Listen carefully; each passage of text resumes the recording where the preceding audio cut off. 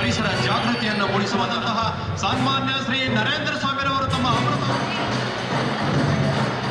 ಈ ಒಂದು ಕಾರ್ಯಕ್ರಮದಲ್ಲಿ ಸ್ಮರಿಸುತ್ತಾ ವೇದಿಕೆ ಮೇಲಿರುವ ಎಲ್ಲ ಶ್ರೀಮಂತ ನಾಯಕರಾದಂತಹ ಕರ್ನಾಟಕ ರಾಜ್ಯ ಮಾಲಿನ್ಯ ಜಿಲ್ಲಾಡಳಿತದ ವತಿಯಿಂದ ರಾಜ್ಯ ಶ್ರೀಮತಿ ಕಮಲಮ್ಮನವರನ್ನ ವೇದಿಕೆಗೆ ಬರ್ಮಾಡಿಕೊಳ್ತಾರೆ.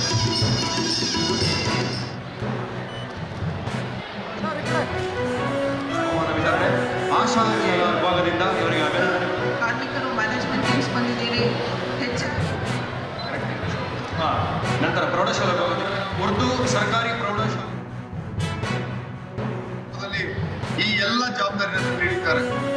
2011ರಲ್ಲಿ UPA ಚೇರ್ಮನ್ ಆಗಿದ್ದಂಥ ಶ್ರೀಮತಿ ಸೋನಿಯಾ ಗಾಂಧಿ ಅವರು ಇವತ್ತೇನು ನ್ಯಾಷನಲ್ ಗ್ರೀನ್ ಟ್ರಿಬ್ಯುನಲ್ NGT ಅಂತ ನಾವೇನು ಹೇಳ್ತಾ ಇದ್ದೀವಿ, ಇದರ ಸ್ಥಾಪನೆಗೆ ಜವಾಬ್ದಾರಿ ಅಂದಿನ UPA ಸರ್ಕಾರ, ಅದರ ನೇತೃತ್ವ ವಹಿಸಿದಂಥ ಸೋನಿಯಾ ಗಾಂಧಿ ಅವರು.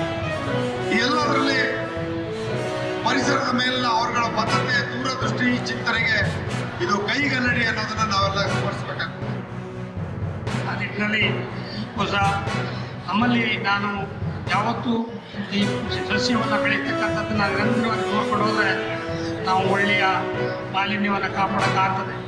ಅದಕ್ಕಾಗಿಯೇ ಇವತ್ತು ಹೆಚ್ಚು ಹೆಚ್ಚು ಕಾಡನ್ನು ಸಂರಕ್ಷಣೆ ಮಾಡ್ತಕ್ಕಂಥದ್ದು, ಎಲ್ಲ ಕಡೆ ಗಿಡಮರಗಳನ್ನ ಬೆಳೀತಕ್ಕಂಥದ್ದು, ಎಲ್ಲರಿಗೂ ಅವೇರ್ನೆಸ್ ಮೂಡ್ತಕ್ಕಂಥ ಕಾರ್ಯಕ್ರಮಗಳು ನಿರಂತರವಾಗಿ ಅರಣ್ಯ ಅಧಿಕಾರಿಗಳು ಮಾಡ್ತಿರೋದನ್ನ ನಾವು ಕಾಣ್ತಾ ಇದ್ದೀವಿ.